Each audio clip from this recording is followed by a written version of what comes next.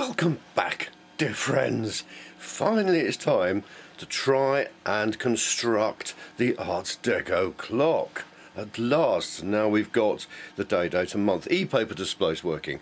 So what we've got to do is to get to that, which I'm very pleased to say has been running off its little 9-volt battery and is displaying the correct day, date and month. We need to get that in there. Now I carefully measured all this, I hope, so it lines up with here. So I've got to try and work out a way of doing that. I haven't painted this yet because obviously I'm going to be mucking about inside, and it's interesting how I made this, because it was, as I've said in the past, 30 years ago, before we had such luxurious things as e-paper and electronics and Arduinos and stuff and real-time clocks. I made it by gluing together several pieces of MDF, sort of 8, 15 or 20 I think, two of them, and then I think I routed them all out, or routed bits out and then glued them together, because obviously if you think about the construction you can't get a router in there to route that, so I must have done them first, then put that together and routed round, etc, etc. Now I've been giving it some thought on holiday actually, how I could possibly turn this into some sort of kit, and if I did, how on earth I'd go about making this bit of it, because people don't have routers, lots of people don't anyway, and 3D printing or casting it out of resin, or I don't know, it'd be slightly smaller anyway. I'm amazed that 30 years ago I made these slots slightly bigger than these, so I'm going to have to cut out some pieces of paper to blank the edges. Anyway, I digress. So the first thing I'm going to do is work out the distance, the height or depth between the front of those displays and this panel, so I can cut some pieces of plastic or wood to fit in here. That screws down, supports everything, and then I can continue to fiddle and fart about. Let's just cut out some bits of 10mm acrylic on the laser cutter, he said. Can you guess what's coming? The wretched flow switch has stuck again. I've tested it, got it all lined up, and when I just press the laser button which fires a single pulse, and nothing, not a sausage. I have no idea why that doesn't work at all. So what I'm going to do, I was just putting it back together. I've moved the pipes around a bit so I can get to it easily just by removing the front panel. I was going to work out how to short circuit this so I can use it, because I know the flow is working okay. I thought that's difficult, and I thought, why not get a little magnet and just tape it onto the flow sensor? I know I've contacted the company, and they do indeed sell replacement flow sensors. Seems to be quite a common consumable, so to speak. So hopefully I'll hear back from them and I can order one and get a proper one fitted in the next couple of days. I've got it cut out, but ironically, there's a lot of ironics here, having gone to all that trouble, because the way the laser cuts through, it's not that powerful a laser, through 10mm thick acrylic, it's quite distorted. There's a sort of draft angle on it. 2 minutes alone with a nicely set bandsaw, and that's it. Perfect, 9.6mm thick, evenly all along. Isn't that a joy? Stop thinking about plastic and get back into using wood. So I'm going to cut, I think, 4 of them around the outside.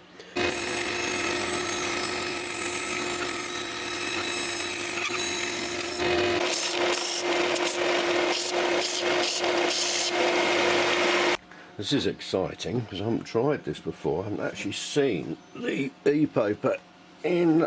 oh! You see that? That's not bad at all, is it? Friday is a bit high. In fact, they're all a little bit high, so I can sand the bottom off the plastic. And you can see why, definitely with the day, I need to have a... some sort of cutout around it. So in order to cut off, to lower that whole thing, I need to cut off about 1 or 2mm from the bottom of the plastic. How to do it? I really don't want to risk, because it's got, I don't want to take all the circuits off, sanding it on the sanding machine or trying to get the bandsaw to slice a bit off. That would be a mess. But if you listen to friends in the background, I can hear a laser cutter working. So I put that, the grill, what was it, the air conditioning grill, that is perfect, it's absolutely dimensionally square. So I've sat that on top, got me 2 little bits of wood there so I know where the edge is. I've set the focus, I've checked this goes backwards and forwards without banging into anything. I've come up with a very clever, even though I say so myself, what a cunning design. I think that's got to take the biscuit for the simplest design ever.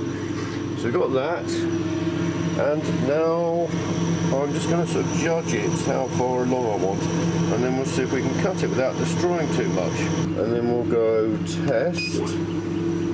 I'm glad that worked, because if that hit something, that was very quick. Right, start. Well, that's not, oh, he's doing it backwards. Okay, fair enough. I'm looking through the viewfinder, dear friends, and I go, oh yes, look. Do you see? Well, that's nice, because that's not damaging. That's another great thing about laser cutters, is that they don't put any force on anything they're cutting. It's just the light melting through it. Lovely. That's better, because I can now move it down. That's too low down, but that's okay, because I reckon sort of about there, and they're all roughly in the centre. Good enough. So those battens now are glued in, and I've lined it up as best as I possibly can into the centre, and I've drilled 6mm holes over the battens, and I'm going to fix or screw through some of these, whatever it is, number 3, I think number 4, round head screws with large 10mm diameter washers, which is really handy because that then gives me a little bit of leeway just to tweak it around a little bit. Wood screws never go, well, my wood screws never go in exactly where I want them. I do tend to sort of kick it away to one side, so hopefully this will solve the problem. Another sweltering day, but I really must sort out getting the e-paper surrounds sorted out so I can start painting stuff. Because obviously the e-paper for the number and the day of the month, it's wide enough to be, oh, why don't you focus? It's wide enough not to see the end, sort of, a little bit. There's also, around each of these pieces of e-paper, a very fine black border.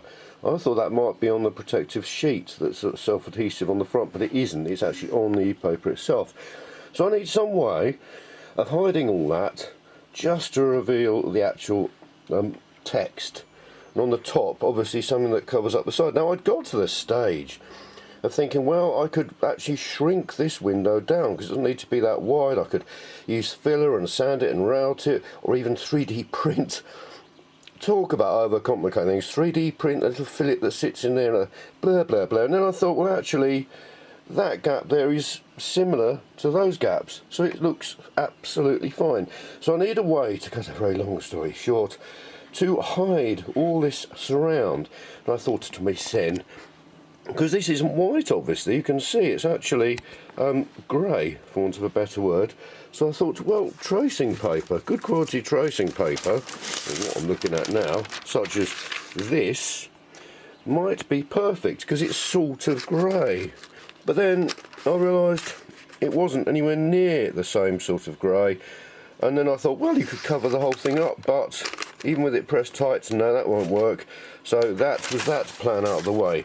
So then I thought it would be time to actually do something, like measure up the 3 paper things and actually draw a plan and laser cut 3 windows. Let me show you. So after a little bit of tweaking, a couple of goes, I've got it all lined up. So basically, as not I can position that, but I know that these 3 holes will line up perfectly. Also, I have to say, it took me a long time to work out how to actually put colour onto paper. I was thinking about airbrushes and colour pencils and all sorts of stuff until I remembered I had a colour printer that doesn't require for you to print in colour. What a fool! I've just had one of those "why are you doing this" moments. It's ridiculous, because normally in designs and things you don't try and match different bits up precisely because it is so difficult and it can just look so wrong. You make a real statement that it's different. So mould lines, for example, can I see any mould lines?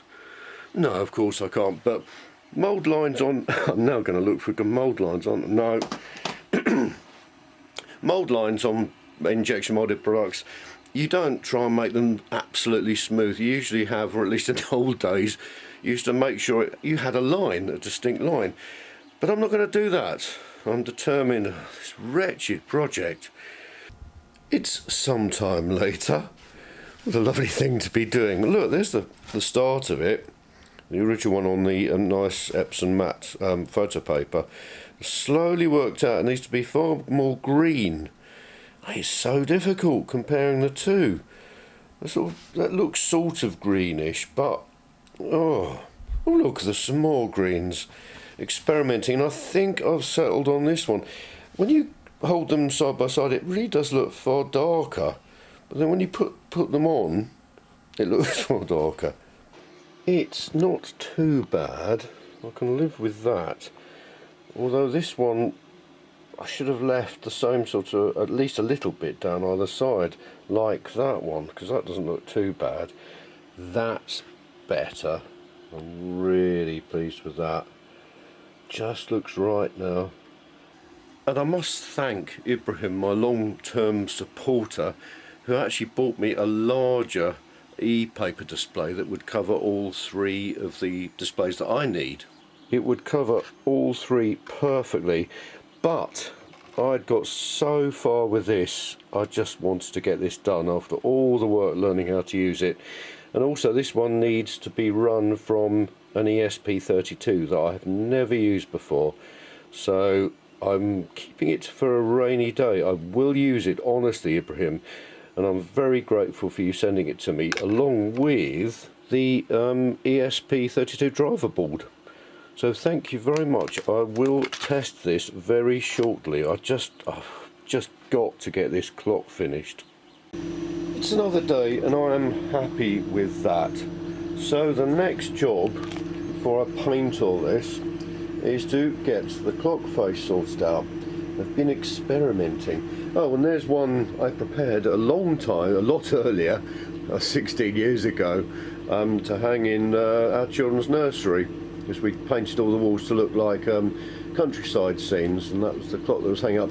I do like having these raised numbers.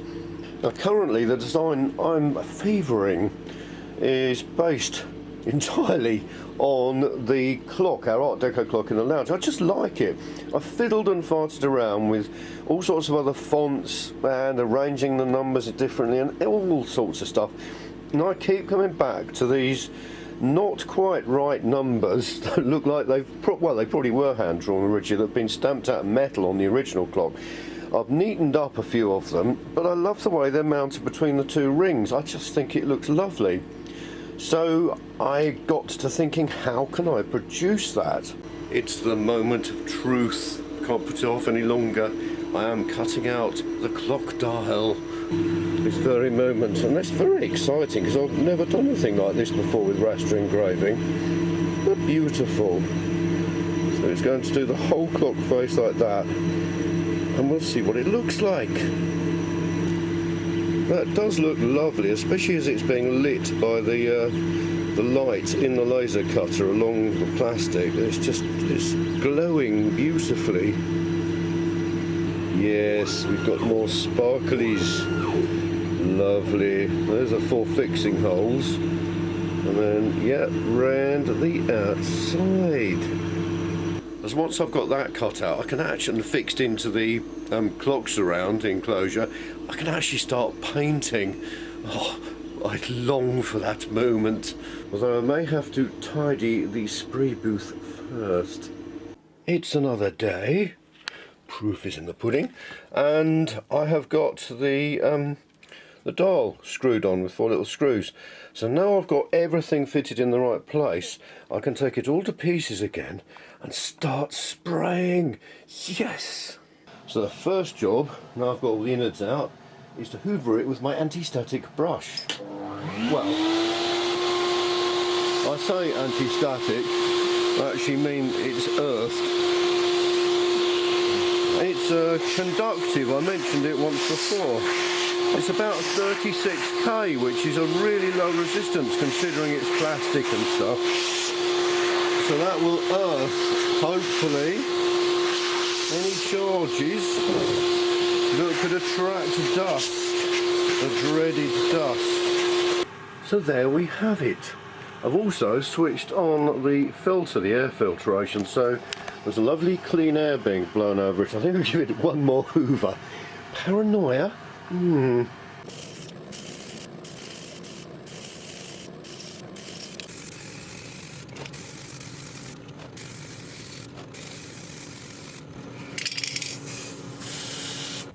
I've got the new flow meter fitted, and lots of people, very helpful comments, especially Waffy Richard in the comments on the YouTube thing, suggested adding some chemicals and things. He suggested one particular one which I haven't got and is really expensive, but he also suggested that Milton tablets may well do the same job. So I've just added 5 of them. There's 26 litres in this container of cooling water, and it's 1 tablet per 5 litres. We'll give that a go. I've just put another coat of paint on that, having sanded it down some little specks and bits with a 1000 gauge wet and dry, and then sprayed it last night, and then you always see where you've sanded. So now I've sprayed it again and I'm happy with that. That looks lovely and shiny. And the next thing is this. As always, this video was meant to be just let's paint it and assemble it, but no. The paint I use for this is old. It's several years old, and the rest of it's perfect, and it has dried. Admittedly, it took 2 days to dry, and not that it advertised 20 minutes. But obviously there was a thicker bit just there where the chemicals didn't mix, and it still isn't dry. It's tacky. Oh, now that's interesting. There's some 1000 grit covered in water on some plate glass to keep it flat. I have just sanded this, all of the front of it, and it's made it completely uniform and flat. There's no specks, there's no shiny bits, it's matte and it's even, crisp and deep and even, in fact. So I'm not going to have to repaint that. I'm happy with that. I may actually be able to finish assembling the clock and finish this whole project. It was meant to be about 3 or 4 videos. I think this is the 9th one. It's ludicrous, I tell you. Still, that's working nicely, and today is GCSE results day, and our 2 16-year-olds have got their results, and I'm very, very pleased to say, because it's been quite worrying, that they've both done well. I'm very, very pleased. So that's nice. Right, let's get on with the clock. Oh, and look what else arrived. A brand new flow switch. That's pretty good. I've paid for it yesterday and it arrived this morning. So that's great. I'll get that fitted as well. I'm going to saw this in half to see how it works and why it wasn't working, because mechanically it looks exactly, and the plunger is exactly the same place as the new one. I'm not going to use the bandsaw because the blade is lovely and sharp, and I don't know what's inside this flow sensor, so I'm going to resort to the vise and the hacksaw. So here are the 2 halves, and I am very impressed with how it works. There's the bit that slides backwards and forwards. Obviously it's all rough now, and what I realised was there's a magnet in here enclosed in some sort of resin, and how clever, rather than a spring that could get corroded or in things, there's another magnet in this bit which repels this one. As you can see, it's trying to push it to one side. Isn't that clever? So that sits there, that pushes this bit that way, the water's going through this way, and that has to overcome that magnetic repulsion. Now, quite why that stopped working I have absolutely no idea, because the reed switch, this bit that was on the outside, that obviously responds to something, I'm not quite sure how it responds to 2 magnets sort of opposing each other being brought close, but that stopped working, although the reed switch still worked because I stuck a magnet on it. So that's interesting. But anyway, I'm fascinated. But yeah, look at that. You can see it's pushing it away. Isn't that clever? He's experimenting because I need to find out how big to make the holes to push on the spindles of the clock movement. I've come up with a design for a clock hand. This is the minute version. So So I tried cutting the first one out, and needless to say, it fell off the spindle, so I'm going to try another one. I just wasn't happy with any of these ready-made ones. They just didn't look right, so I've done some research and found that I like the look of the ones that I've just designed. And this one, to be precise, yes, pleased with that. That's better. That's with 0.1 millimeters taken off. Shiny. Lovely, right, so I can get the rest of it cut out without wasting a whole load more plastic. I think I'm pleased with that. It's turned out really nicely and it all fits.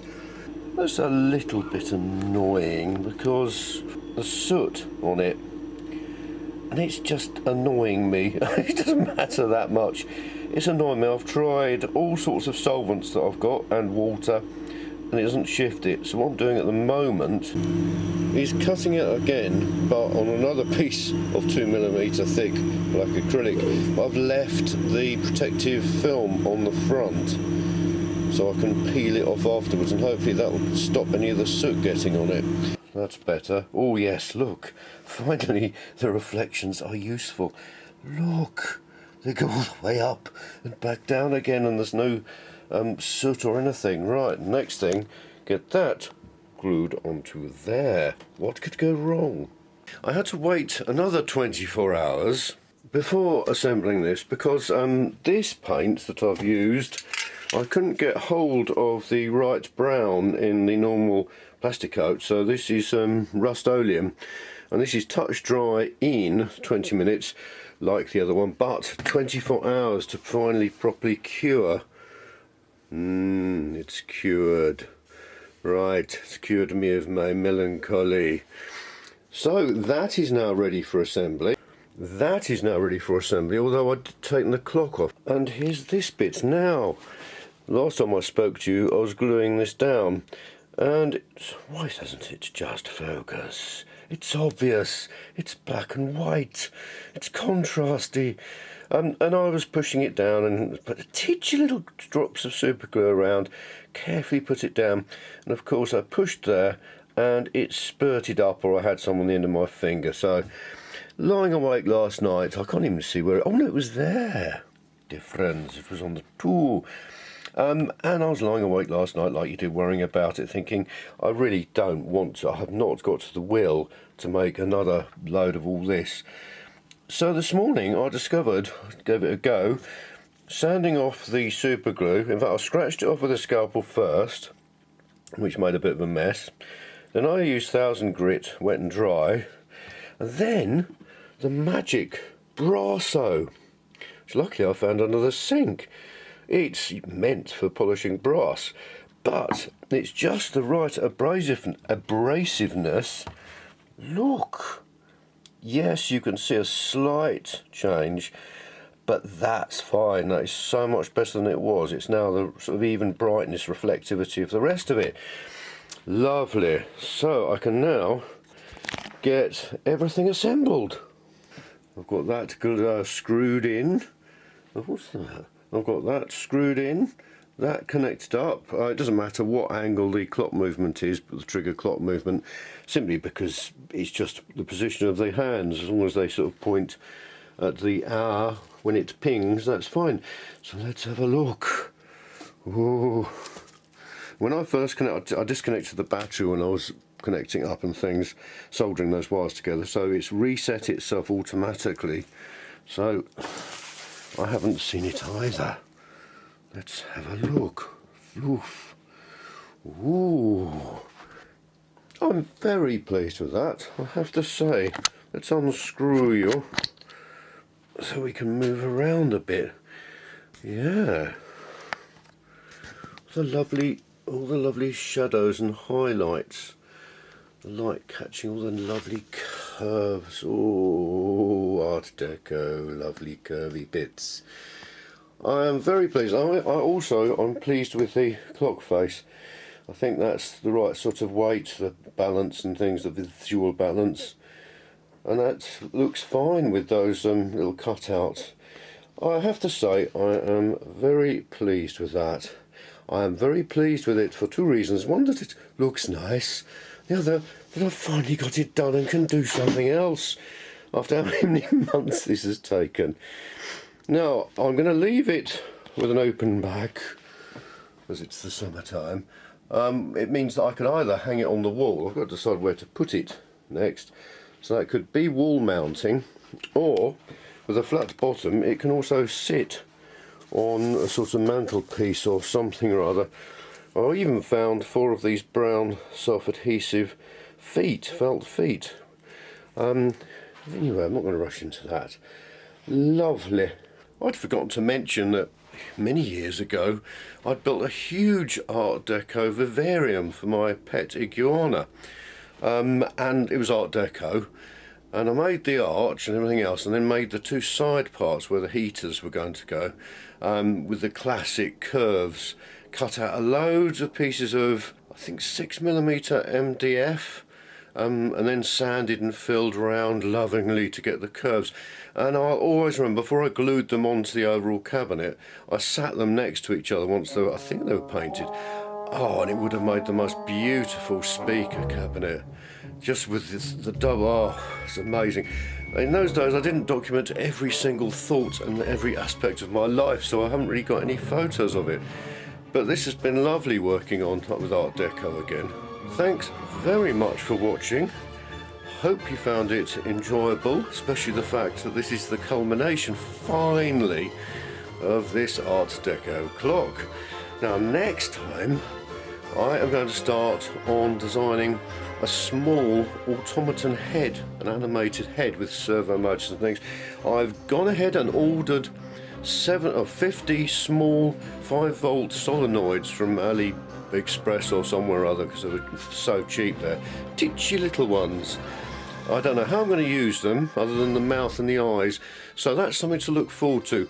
Thanks again. Remember my Etsy shop and things. I'll put the links in the description. Like, subscribe and all that. Hope to see you next time.